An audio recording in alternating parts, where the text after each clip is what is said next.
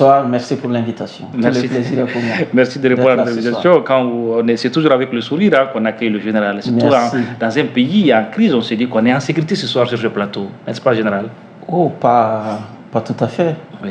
Parce que vous voulez peut-être qu'on commence par le dossier sécurité. Aujourd'hui, je pense que les défis sécuritaires sont énormes. On peut le constater à travers ce que nos populations nous remontent tous les jours. Il y a des régions entières qui sont, plusieurs régions, je peux parler des régions de Menaka, de Kidal, de Taoudeni, de Tombouctou, de Gao, qui sont très très difficiles d'accès aujourd'hui. On peut parler des axes qui deviennent difficiles à fréquenter pendant la nuit, mais aussi on peut parler de toutes les attaques qui commencent à se faire dans toutes les régions et même ici à Bamako, je vais dire non loin de Bamako. Okay. Donc aujourd'hui, en fait, on est dans une situation qui est très difficile, très très difficile. Et à mon avis, en matière de sécurité, nous devons partout où nous sommes, même ici dans ce studio, être vigilants et contribuer à notre façon à sensibiliser les populations. Parce qu'aujourd'hui, dire qu'il y a des îlots de sécurité sur le territoire national, je serais tenté de dire faisons attention. Travaillons pour que on puisse ramener la sécurité. Travaillons pour qu'on puisse ramener la sécurité, hein, mais cette déclaration est contre-pied, prend le contre-pied de notre déclaration du Premier ministre, le docteur Choguel Maiga, qui dit que partout, l'armée malienne peut aller partout sur le territoire national et qu'il a aujourd'hui la souveraineté sur l'entièreté du territoire. Déclaration du Premier ministre Choguel Maiga. Je ne sais pas ce que le Premier ministre a voulu dire, je ne sais pas, je ne peux pas lire dans sa pensée et je ne vais pas lui faire dire ce qu'il n'a pas dit, mais pour notre part, et je pense qu'aujourd'hui, on a encore beaucoup de déplacés, beaucoup de réfugiés qui n'arrivent pas à retourner dans leur région d'origine. Si la sécurité était aussi bonne, je pense qu'on aurait constaté par ce retour qui allait se faire naturellement, parce que les gens ont envie de rejoindre leur terroir, de revivre dans leur village, de retrouver leur région, de retrouver leur activité. Et aussi, ce qu'on peut constater, c'est qu'il devient difficile dans beaucoup de nos régions aujourd'hui, les régions du centre, du nord, de faire de l'élevage tout simplement, de l'élevage des bovins. Tous les jours, dans les informations, on peut constater des éleveurs qui se plaignent, des bandits ou d'autres, des extrémistes qui viennent récupérer le bétail pour aller les vendre, ils sont dépouillés. Donc en fait, aujourd'hui, la situation sécuritaire de façon générale, comme je l'ai dit, on doit encore travailler davantage. Et aussi, comme je l'avais dit, il y a l'accès tout simplement à se déplacer d'un village à un autre, d'une région à une autre, il devient très très difficile. Et il y a certaines régions même qui sont aujourd'hui accessibles uniquement peut-être par avion, si on veut être sûr que on voyage dans ces régions dans des bonnes conditions. Donc je peux dire aujourd'hui que la situation sécuritaire reste encore un défi majeur. Mais maintenant, les déclarations du Premier ministre, je ne peux pas lire dans sa pensée, je ne sais pas exactement ce qu'il a voulu dire. D'accord, mais vous ne savez pas ce qu'il a voulu dire, mais ils sont nombreux ces Maliens qui pensent que sur cette transition a un bilan, c'est justement sur le volet sécuritaire. Qu'est-ce que vous pensez aussi de ces citoyens en grand nombre qui pensent que les lignes bougent sur le volet? Mais vous êtes le spécialiste, je m'adresse aux spécialistes, vous êtes le général. Les lignes bougent, ça ne veut pas dire qu'on a atteint un niveau de sécurité, on va dire ok, il n'y a plus rien à voir, rentrer à la maison. Non, ce n'est pas ça. Peut-être qu'il y a des efforts qui sont faits, peut-être que les gens travaillent nuit et jour pour essayer d'apporter des solutions. Peut-être qu'il y a des efforts colossaux qui sont faits, mais ça ne veut pas dire qu'on a atteint le but, ça ne veut pas dire qu'on a atteint l'objectif, ça ne veut pas dire que les Maliens sont sécurisés aujourd'hui. Écoutez, tout simplement, même les communiqués officiels du gouvernement, je pourrais même citer les déclarations récentes du Premier ministre lors de son voyage et à Gao. Je crois qu'il voulait aller dans d'autres localités. Oui, en Songo et bon, voilà, ça n'a pas été facile. Et donc, tout ça pour dire que s'il y a des progrès par ailleurs, et on est peut-être loin du compte, on est peut-être loin de la sécurité rêvée, c'est-à-dire que liberté de déplacement des populations, liberté de séjour dans les localités et liberté de commerce et d'activité tout simplement à travers le pays. C'est aujourd'hui, je ne pense pas que ce soit le cas. Mais aussi, amusez-vous, nous sommes hommes politiques, nous avons la chance et nous nous donnons le devoir d'être en contact avec toute la population. Nous essayons d'avoir les informations concernant tout le pays. Aujourd'hui, des CAI à Kidal, il y a des difficultés sur tout le territoire national. Ça ne veut pas dire qu'il n'y a pas des efforts qui sont faits par ailleurs, ça ne veut pas dire qu'on n'est pas en train d'essayer, ça ne veut pas dire qu'il n'y a pas eu de progrès en matière de formation, d'équipement, etc. Mais, encore une fois, le défi reste énorme. Et aujourd'hui, dire que le territoire est sécurisé, qu'on est en sécurité, ce serait peut-être pour essayer de ne pas créer de panique au niveau de la population. Mais à mon avis, je pense qu'on est très très loin de ce qui peut être un pays en sécurité. On peut dire que c'est parole d'un général, oui. Tout le monde peut le constater. En fait, c'est pas des choses qui sont cachées. Je pense que récemment, il y a eu une situation à Kanibonzo et il y a eu des situations dans d'autres localités. On a pu écouter les ressortissants de ces localités qui disent on veut plus de sécurité ou tout simplement on veut la sécurité. Et tout ça, c'est le territoire malien. À moins que quelqu'un me dise qu'on a décidé de se passer de certaines régions du Mali ou de certains endroits du territoire national. Si ce n'est pas le cas, j'ai envie de dire et de répéter que le défi reste énorme. Le défi reste énorme. Et si on doit faire aujourd'hui un bilan à mi-parcours de cette transition pour vous, depuis qu'Assimi Goïta est président de la transition, qu'est-ce qui a changé? À mon avis, ce que nous avons toujours dit, la transition, c'est tout simplement expédier les affaires courantes et permettre un retour rapide à l'ordre constitutionnel. Nous avons toujours pensé cela, nous avons toujours dit cela et nous restons sur cette ligne. Nous devons aller très très rapidement, le plus rapidement possible, à une élection présidentielle pour permettre à ce qu'on revienne à un fonctionnement régulier de nos institutions, que notre démocratie commence à respirer et qu'on devienne un pays fréquentable avec les normes qui sont admises à travers le monde entier. Ce n'est pas le cas actuellement. Donc, en réalité, nous, on s'est dès le départ refusé de juger la transition parce que pour nous, il ne s'agit pas... La transition n'a pas présenté un projet de société, n'a pas dit aux Maliens, voici ce que nous allons faire pour vous, et que derrière, il y a eu un vote de confiance pour dire, oui, on vous donne mandat pour faire ça. Il y a eu une crise politique. Ça s'est terminé comme ça s'est terminé. Et l'idéal serait qu'on revienne rapidement au fonctionnement régulier des institutions. C'est ce que nous demandons. Maintenant, il s'agit pas de faire un bilan de la transition, parce que ce n'est pas ça le plus important. L'urgence, c'est comment aider la transition à sortir de cette période. Parce qu'aujourd'hui, je pense qu'on est pris à la gorge. Aujourd'hui, la démocratie est presque mise entre parenthèses, que ce soit le fonctionnement des partis politiques, les élections, on se pose même beaucoup de questions. On est un pays isolé dans la sous-région et au-delà. Et donc, ce n'est pas une situation qu'il faut perpétuer dans le temps. Il faut rapidement sortir de ça pour permettre à ce qu'économiquement, on puisse respirer, que notre diplomatie puisse commencer à discuter correctement avec les autres et proposer des solutions. Autrement, faire un bilan aujourd'hui ne nous avancerait pas. Donc, je dis, encore une fois, notre lecture de la transition, c'est aller rapidement vers une élection qui va nous permettre de revenir à une légalité constitutionnelle. Aller à une élection pour le retour à la légalité constitutionnelle. Mais tout dernièrement, il y a eu une sortie du président de la Cour constitutionnelle qui disait, je cite, il dit nous ne sommes pas prêts pour les élections, nous n'avons pas aussi les moyens pour organiser des élections. Est-ce un aveu d'impuissance? Bon, quand on veut, on peut. Un pays a toujours des moyens. En fait, les élections, ce n'est pas seulement la Cour constitutionnelle. La Cour constitutionnelle est un élément, est un maillon de la chaîne. Donc aujourd'hui, je pense que si on veut aller aux élections, on peut aller aux élections.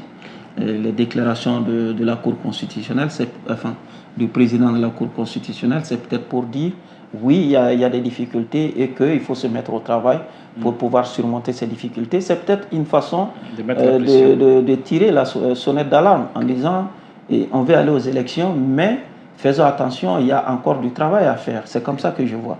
Et encore une fois, aujourd'hui, en essayant d'aller à l'essentiel, parce qu'à un moment, nous avions défendu qu'il fallait aller aux législatives et à l'élection présidentielle pour permettre à ce qu'on ait une assemblée élue, un président élu et revenir un peu sur la scène internationale et avoir cette légalité et légitimité qui va nous permettre en tant que pays de parler en toute liberté avec les autres et de parler à l'aise avec les autres. Et aujourd'hui, nous pensons qu'avec les difficultés de mise en place des mesures qui doivent nous permettre d'aller vers les élections, aujourd'hui, nous conseillerons plutôt d'aller uniquement vers l'élection présidentielle. Parce que il y a beaucoup d'élections qui ont été annoncées. Le référendum constitutionnel, les législatives, les élections, les locales.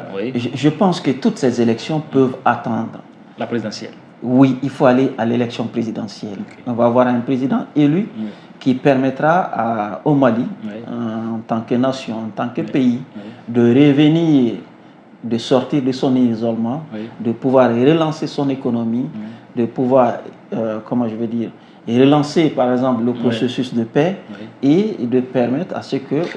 D'accord. Le Premier ministre, le Dr Choguel Kokala Maïga, au Burkina Faso, lors de l'ouverture du FESPACO, a déclaré, il dit, et je cite, la démocratie vient après la sécurité. Qu'est-ce qu'on peut entendre par là? Est-ce que là aussi, il veut dire qu'il faut carrément que la sécurité revienne pour parler d'élection? À mon avis, il n'y a pas d'hiérarchisation à faire entre sécurité et démocratie. Il n'y a pas de comparaison à faire entre des quantités de nature différentes. Nous devons avoir et la démocratie et la sécurité au même moment. Il n'y a pas à dire. La démocratie, c'est quoi? C'est, disons, une méthode de gestion des affaires publiques. Quand vous dites, je veux d'abord la sécurité, mais entre-temps, comment tu gères les affaires publiques? On ne va pas s'arrêter de gérer les affaires publiques parce qu'il n'y a pas la sécurité. Ou est-ce que c'est une façon de dire la démocratie, ça ne me plaît plus, je l'abandonne? Et nous, pour notre part, nous voulons vivre dans un pays démocratique. Nous voulons un système démocratique. Oui, le général, vous aimez bien la démocratie, mais pourtant, vous avez applaudi un coup d'État en 2012. Ils sont nombreux qui n'ont pas compris. Vous, le général, qui parle ce soir de démocratie. Mais pourtant, vous avez applaudi, vous avez même été conseiller spécial d'un putschiste, général. Ça ne veut pas dire qu'on a été dans une situation qu'on va refuser la vérité. La vérité, elle est générale, elle est universelle et des fois, elle peut même être absolue. Donc moi, je défends la vérité. Je ne défends pas mes intérêts, je ne défends pas mes prises de position. D'ailleurs, je reproche ça aujourd'hui à beaucoup de, j'ai envie de dire, d'acteurs politiques, d'acteurs de la société civile, où les valeurs changent en fonction des intérêts, les visions changent en fonction des intérêts, les prises de position changent en fonction des intérêts. Ça, j'appelle ça la mauvaise foi. Et nous évitons de rentrer dans ce jeu. Même s'il y a une situation qui ne nous arrange pas, si nous pensons que c'est l'intérêt général, si nous pensons que c'est ça, le côté de la vérité, nous défendons cet aspect. Donc aujourd'hui, dire qu'à un moment, en 2012, il y a eu un coup d'État, j'ai été acteur de premier plan de ce processus, que je vais encourager un coup d'État dans mon pays, parce que non. Donc vous regrettez déjà le coup d'État de 2012, c'est derrière vous. On en tire les leçons. Le coup d'État, si c'est à refaire, on aurait souhaité ne pas avoir de coup d'État, ni en 2012, ni avant, ni en 2018. Mais c'est des situations qui sont arrivées, il faut en sortir, tirer les leçons. Et ce n'est pas parce que quelqu'un a été acteur de ce processus qui va transformer ça en vérité. Ce n'est pas une vérité, non. Je vais vivre dans un pays démocratique. Et dans un pays démocratique... Donc vous aimez la démocratie. Aujourd'hui, à un moment, vous avez dit que la démocratie est mise entre parenthèses. Elle est mise entre parenthèses par qui? La démocratie, c'est d'abord les élections, la volonté du peuple. Ça fait 2 ans, 3 ans, 4 ans. Et on ne demande pas aux Maliens qu'est-ce qu'ils veulent. J'aimerais qu'on demande aux Maliens. la respiration de la démocratie, c'est par l'expression des électeurs, de la population. Et si on ne fait pas ça, et là, la démocratie est mise en parenthèse.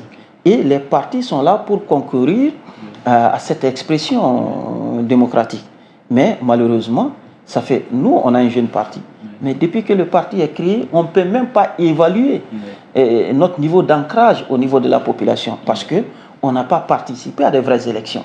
Donc aujourd'hui, et on essaie de parler au nom d'une partie de la population. En 2018, où le score n'était pas fameux, il faut le dire aussi. Non, j'ai participé en 2018 en tant que candidat. Oui. La structure n'existait pas encore. La structure a été créée après. D'accord. Et en 2018, les choses ont bougé. Oui, en 2018, je parlais en mon nom.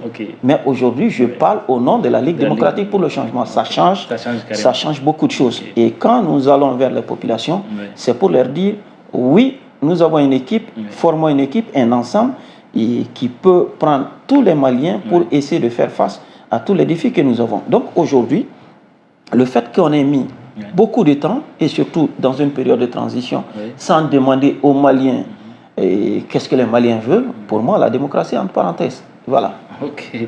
Moussa Senkou Coulibaly, donc pour vous, il faut aller aux élections, surtout à la présidentielle, aux dates indiquées. La seule élection qui vaut aujourd'hui, qui peut être utile pour nous aujourd'hui, c'est l'élection présidentielle. Concrètement, ça nous permettra de redevenir fréquentables, de pouvoir discuter avec les autres pays, d'avoir cette légitimité et l'égalité dont tout chef d'État ou président de la République a besoin pour conduire son action. Et aussi, ça permettra à ce que quelqu'un vienne proposer aux Maliens qu'est-ce qu'il va faire par rapport au processus de paix qui est presque enveilleuse. Qu'est-ce qu'il va faire par rapport aux paysans qui ont eu de très grosses difficultés ces dernières saisons? Qu'est-ce qu'il va faire par rapport à l'éducation? Qu'est-ce qu'il va faire par rapport à la sécurité? Et que quelque part, que ce dernier soit comptable de ce qu'il aura proposé aux Maliens. Parce qu'aujourd'hui, vous avez parlé des bilans de la transition. Bilan par rapport à quoi? Par rapport à quelle promesse, par rapport à quel engagement qui aurait été pris auparavant. Vous tentez de dire que cette transition n'a pas de légitimité puisqu'elle n'a, c'est-à-dire elle ne tire pas son pouvoir du suffrage des Maliens. On a appelé la transition période d'exception. Et quand on est dans une période d'exception, il faut essayer de revenir le plus rapidement possible à une situation de normalité, à une situation de fonctionnement irrégulier des institutions. C'est ce que nous défendons. Et encore une fois, on a eu un premier départ sur 18 mois et on a épuisé. On est parti pour terminer la transition en 2024, au mois de février ou mars, quelque chose par là. Je pense que nous devons tout faire, absolument tout, pour qu'on ait l'élection présidentielle à cette date ou même avant cette date, pour nous permettre de franchir un cap qui va nous permettre, parce qu'aujourd'hui, ce qu'il faut accepter et reconnaître, par exemple, les difficultés économiques que nous traversons aujourd'hui, demander aux opérateurs économiques, presque tous les opérateurs économiques sont étouffés aujourd'hui. Mais ce n'est pas lié à un problème économique en tant que tel, c'est lié en partie à la situation politique que nous vivons actuellement. Les difficultés avec la communauté internationale, la CEDEAO en particulier, l'Union africaine. J'ai vu lors du dernier sommet, nous avons vu lors du dernier sommet de l'Union africaine, le ministre des Affaires étrangères aller arpenter les couloirs du siège de l'UE à Addis Abeba pour dire oui, il faut nous accepter, il faut nous accepter. Mais pour être accepté, c'est connu, qu'est-ce qu'il faut faire? Au lieu d'aller faire les couloirs pour dire il faut nous accepter, remplissons les conditions qui vont permettre à ces personnes de nous accepter, même s'ils ne veulent pas nous accepter. Donc je pense que nous devons nous mettre en position pour qu'on revienne un peu autour de la table, parce qu'au niveau de la CEDEAO, aujourd'hui, on parle du Mali sans le Mali. Le G5, on est sorti, mais en réalité, ce serait difficile de faire sans le G5. On parle du Mali sans le Mali. L'Union africaine, la même chose. Et ailleurs, exactement la même chose. Donc pour vous, ce n'est pas une bonne chose. Mais pourtant, au Mali... C'est pas que ce n'est pas une bonne chose. On ne peut pas s'y passer de ça. C'est une obligation pour nous de revenir et de rediscuter avec ces gens, d'améliorer nos relations avec la CEDEAO, avec les pays voisins, avec l'Union africaine, avec la France, avec les États-Unis, avec tout le monde. Sans ça... Sauf que là, au Mali, les autorités sont très fières de cette situation. On parle même de souveraineté retrouvée. Le 14 janvier, rappelez-vous, désormais est décrété journée nationale de la souveraineté retrouvée. Donc ça veut dire que cette situation, c'est comme si c'est une situation voulue par nos autorités. Oui, souveraineté retrouvée, on parle de souveraineté quand on est en relation avec les autres. Mais quand tu es seul, la notion même de souveraineté, ça n'a pas de sens. Vous voyez ce que je veux dire? Aujourd'hui, on est seul. Pour parler de souveraineté, il faut être en compétition avec les autres. Il faut être dans le forum mondial avec les autres. Là où tu vas pouvoir défendre tes idées, tes préoccupations, tes intérêts par rapport aux autres et devant les autres. Mais quand on est seul, isolé, parler de souveraineté, expliquez-moi ce que ça veut dire. C'est lorsque on est en compétition avec tout le monde, lorsqu'on est en relation avec tout le monde, qu'on arrive à défendre nos idées, à défendre nos intérêts, à faire valoir nos propositions, qu'on peut parler de souveraineté. Mais aujourd'hui, on est isolé, on est seul. Donc nous parler de souveraineté quand on est seul, c'est comme quelqu'un qui vit seul et isolé du reste du village et qui n'a aucune interaction avec les autres. Ben, ok, voilà. Que lui dise, oui, je suis chef chez moi, mais chef par rapport à qui?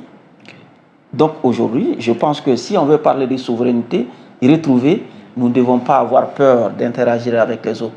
Nous devons aller vers les autres et montrer qu'on est souverain, que nous savons défendre nos intérêts, que nous connaissons exactement qu'est-ce qui est bien pour nous et nous évoluons vers ça et nous essayons d'atteindre ces objectifs. Ok, Moussa Senko Coulibaly, toujours en parlant d'élections, et des voix s'élèvent de plus en plus pour demander même la candidature du président de la transition, le colonel Assimi Goïta, pour les élections justement de 2024. On a vu Ségou, puis après une délégation qui est allée voir le shérif de Nioro, et de plus en plus, on entend parler de candidature, de supposée candidature ou d'appel à la candidature du président de la transition, le colonel Assimi Goïta. C'est ce qui me permet de dire que la démocratie est une bonne chose. Quand on vit dans une démocratie, il y a ce qu'on appelle la liberté d'expression. Donc je ne peux pas condamner quelqu'un parce qu'il dit « je veux qu'un tel soit candidat » ou « je soutiens la candidature d'un tel ». Parce que tout ça, après, c'est le peuple malien qui va choisir, qui va trancher. Donc, aujourd'hui, qu'il y ait des voix qui s'élèvent pour exprimer leurs souhaits, leur volonté, leur envie d'eux, je respecte. Mais ceci dit, je pense honnêtement que les conditions ne sont pas réunies pour une candidature des premiers responsables de la transition. On a eu une transition en 91, on a une transition en 2012, on est en transition, l'esprit de la transition. Je ne discute même pas des textes. L'esprit de la transition, ça veut dire c'est une équipe qui est là, qui essaie de jouer l'équilibre entre les acteurs politiques qui sont appelés à aller à une compétition et à aller devant les Maliens, faire des propositions et de solutions par rapport aux grands dossiers du moment. Et c'est aux Maliens de choisir. Donc pour moi, l'esprit de la transition est que tous les acteurs de premier plan de la transition ne seront pas candidats aux élections de fin de transition. C'est clair et net. Mais ceci dit, que quelqu'un, sur une radio, à la télé... un partisan, pour vous, vous mettez ça sur le registre de la liberté d'expression et que vous respectez. Oui, je respecte. Mais sinon, si on veut aller même un peu plus loin, la charte de la transition... Est-ce que vous conseillerez peut-être vous? On sait que vous connaissez Assimi, vous avez été instructeur, certainement que vous avez eu beaucoup de ces militaires-là même comme étudiants. On sait que vous êtes un valeureux général bien respecté. Qu'est-ce que vous le direz en off, par exemple, s'il vous demande son avis? Non, je n'ai pas besoin de parler en off. En 2012, je n'ai pas conseillé ça. Je n'ai pas conseillé aux acteurs qui étaient là. Et je crois que j'ai eu quelques déclarations publiques où j'ai exprimé que on ne peut pas être juge et parti. Donc ça, c'est des choses qui sont utiles quand on a besoin de faire avancer la démocratie. Donc aujourd'hui, et je pense que la transition doit se limiter à son rôle de juge et non rentrer, essayer de venir dans l'arène et dire oh oui, je vais juger, je vais mettre en place les structures qui organisent les élections. Mais après aussi, moi je vais être dans la compétition. À mon avis, ça va fausser le jeu et ça va pas marcher. On a vu qu'on est allé à une prolongation, on est carrément allé à une prolongation de la transition.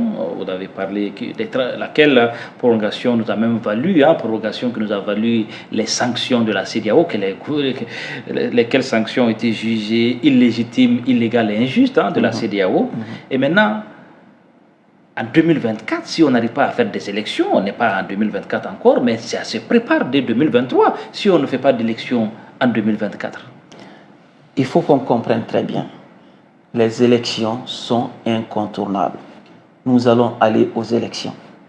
Il n'y a pas d'alternative. Sauf que ce n'est pas vous qui organisez les élections, mais Général Cinco. Quand vous dites nous allons aux élections, nous c'est qui?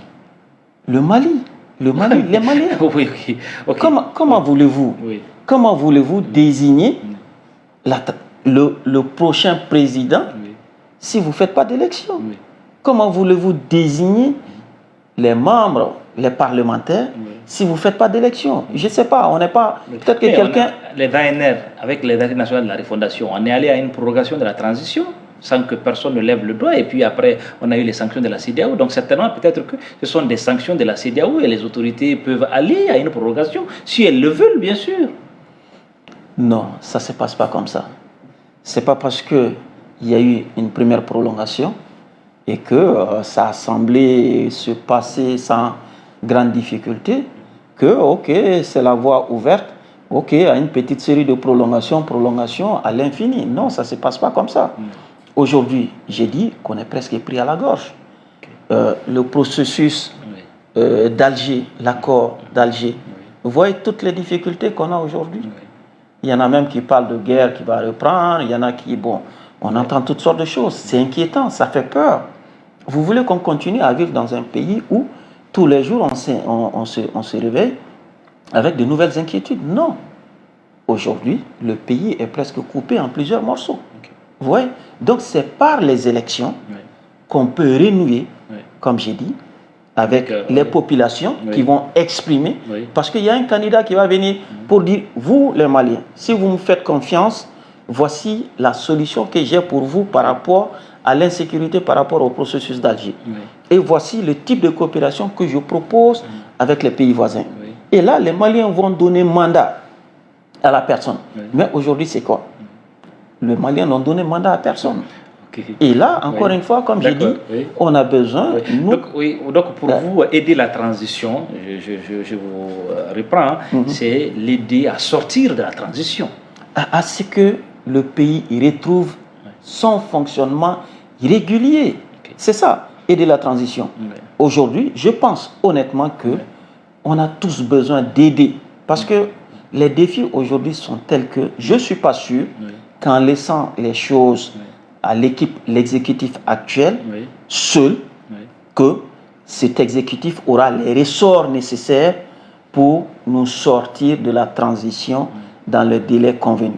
C'est pourquoi nous disons, nous sommes disponibles, et d'autres qui sont aussi qui sont disponibles, pour aider à ce que on puisse franchir le cap qui nous permettra d'avoir beaucoup d'autres contacts, d'avoir beaucoup d'autres leviers et ressorts pour relancer l'économie et relancer le processus de paix, traiter nos dossiers de sécurité avec les voisins qui partagent le même problème que nous.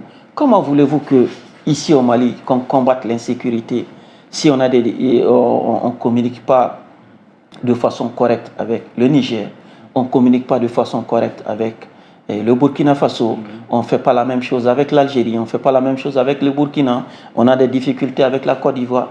Comment voulez-vous qu'on avance? C'est un problème qu'on partage, qu'on a en commun. Et quand vous avez des problèmes en commun, c'est important que vous mettez les efforts ensemble, qu'il y ait une mutualisation d'un certain nombre de choses pour permettre d'avancer. Mais aujourd'hui, c'est tout ça qui nous manque. Et pour atteindre ça, il y a un cap à franchir. C'est la légalité institutionnelle qui nous manque aujourd'hui. Et cette légalité institutionnelle, tu ne peux l'avoir que par les élections. Et donc, c'est un passage obligé. À moins que quelque part, à mon avis, ce sera le choix de personne, qu'on choisisse de rester dans une situation où les difficultés vont s'aggraver tous les jours parce que, qu'on le veut oui ou non, tous les jours, économiquement, ça devient plus serré. Sur le plan sécuritaire, ça devient plus serré. Sur le plan social, comme j'ai dit, c'est dû à quoi? Mais c'est arrivé l'année dernière. Notre agriculture a eu tous les problèmes du monde. Au lieu d'approcher les 1 million de tonnes de production de coton, on est resté autour de 300 000. Est-ce que vous voulez qu'on reste dans cette situation? Je pense que non. D'accord. Oui, sauf que vous dites que le Mali est isolé, le Mali ne parle pas avec ses voisins, mais il y a cette idée de fédération entre le Mali, le Burkina et la Guinée. Hein. Donc ça, c'est un projet porté par les autorités des 3 pays pour faire une fédération et puis certainement mutualiser les efforts à la lutte contre l'insécurité, par exemple. Oui.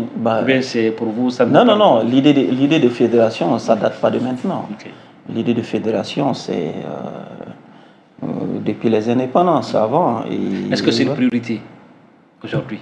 Bon, en fait, c'est un processus qui peut commencer à tout moment.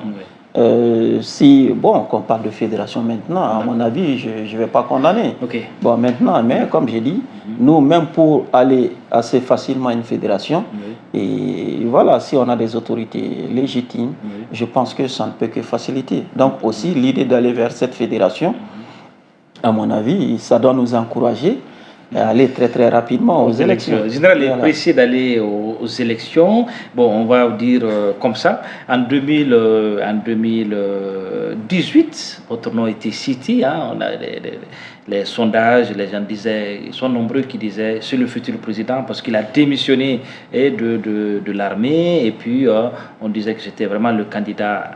Ça, c'était le rendez-vous était raté. En 2020, vous étiez dans la lutte M5 RFP. Après, quand il s'agit de prendre un président de la transition, votre nom était cité. On avait même dit, on avait vu des journaux sérieux qui ont titré Moussa Sinko Coulibaly, président de la transition. Ça se précise. 2 fois, on vous annonce, vous n'êtes pas venu, vous n'êtes pas au rendez-vous. Est-ce que vous avez encore confiance que votre nom pourra être cité un jour, comme en tête de liste, par exemple? Oui. Mon engagement, c'est de contribuer tous les jours aux efforts dont mon pays a besoin aujourd'hui pour sortir de la crise. C'est ce que nous essayons de faire. En fait, on n'a pas une fixation sur le rendez-vous de l'élection présidentielle ou de fixation sur les postes à occuper. Aujourd'hui, ce que je fais de mon mieux pour aider au quotidien, dans différents domaines. La Ligue démocratique, la même chose, pour aider à apporter des solutions. Mais aussi la chance que nous avons eue quand on a commencé ce combat. On a découvert qu'il y a des ressources énormes en termes de personnes, ressources humaines énormes, déterminées et engagées à se battre pour ce pays. Donc aujourd'hui, nous sommes très heureux. Quand on rencontre toutes ces personnes, vous découvrez des gens qui sont plus engagés que vous. Et vous vous dites, ok, ça mérite le respect et l'humilité. J'ai appris beaucoup de choses. Et aujourd'hui, je me dis, demain, après-demain, il serait possible de transformer ce pays. Et c'est ce travail qu'on fait. Quel que soit qui sera le prochain président. Donc aujourd'hui, nous, pour nous, la Ligue avec les autres, comment contribuer en fonction des expériences que nous avons, en fonction des compétences que nous avons, en fonction des personnes qui nous font confiance, et au nom desquels nous essayons de parler, comment contribuer. Parce qu'aujourd'hui, on a besoin de tous les Maliens. Même tous ensemble, ça ne suffira pas, on aura même besoin des non-Maliens. C'est pourquoi nous disons au niveau de la Ligue que l'isolement du pays, aujourd'hui, est un mauvais plan pour le pays, qu'il faut ouvrir. Il faut renouer avec la CEDEAO, il faut renouer avec l'Union africaine. Mais maintenant, aussi, ça me permet de dire, maintenant qu'on a des grosses difficultés avec ces institutions, il faut les aider parce que des fois, quand vous créez des situations, ce n'est pas facile pour les acteurs qui ont créé des situations de sortir de ces situations. C'est pourquoi aujourd'hui, des acteurs politiques ou de la société civile peuvent aider les autorités de la transition, non seulement à aller rapidement vers les élections, mais à sortir de l'isolement. On en a besoin. Et je pense que... Est-ce que les militaires n'ont pas besoin de garanties fiables, c'est-à-dire pour sortir de façon honorable? Certainement qu'ils ont besoin, parce que quand on gère un pays, on ne gouverne pas innocemment, ce n'est pas facile. Est-ce qu'ils n'ont pas besoin, je parle des militaires, de garanties suffisantes pour peut-être aller à des élections? Bon, je ne parlerai pas de garantie, peut-être d'assurance. Parce que donner des garanties, on va donner des garanties comment et par rapport à quoi? Mais d'assurance que, voilà, que peut-être que l'après-transition au Mali, ok, que il y aura des ouvertures, qu'il y aura des possibilités pour les acteurs de premier plan de la transition, mais même pour gérer tout ça, ces assurances qui peuvent être données... en termes de procès, par exemple. Je ne sais pas. Oui, c'est pourquoi j'ai dit... On sait que quand un pouvoir s'installe dans nos pays, tout de suite, c'est une chasse aux sorcières. Tout de suite, on sort de dossier et on s'attaque à ceux qui ont... Donc, je parle comme... mon intervention s'inscrit dans ce sens. Non, ça me permet de dire. C'est pourquoi, comme j'ai dit, il faut que les institutions fonctionnent. Il faut que les institutions fonctionnent. Si les institutions fonctionnent, les institutions peuvent donner la protection et la garantie à tout le monde. Mais aujourd'hui, il faut baser le fonctionnement du pays sur des personnes physiques, là, ça devient compliqué. Si la personne physique n'est pas là, on ne saura plus où aller ou à qui se fier. Mais aujourd'hui, il faut certainement, peut-être que ça fait partie des difficultés que les acteurs de la transition ont aujourd'hui, peut-être que ça fait partie des hésitations qu'on peut sentir aujourd'hui. Qu'est-ce que je fais après? Et vous avez parlé de garantie, moi j'ai parlé d'assurance. Quel type de garantie ou d'assurance on va me donner pour que je puisse me recycler après, que je ne sois pas... Bon, mais tout ça, ça s'est fait et en restant ouvert aux autres, en discutant avec les autres, ici au Mali, mais ailleurs. Parce que nos difficultés aujourd'hui, vous comprenez très bien que nos difficultés, ce n'est pas seulement en interne. Et que si les acteurs, je ne sais pas, que si certains acteurs de la transition peuvent se poser des questions sur l'après, que ce n'est pas uniquement par rapport aux considérations internes. Mais ceci dit, on peut trouver des solutions à tout ça. Et les uns et les autres sont disponibles. Je suis disponible, la Ligue démocratique est disponible. S'il y a des difficultés de ce genre, à discuter avec tout le monde et à proposer des solutions. Et je peux vous garantir qu'on a des solutions à proposer. Ok, bon, vous avez déjà géré une transition, donc vous savez c'est quoi une transition, Général Moussa Sinkou Coulibaly. Donc nous allons tenter de donner la...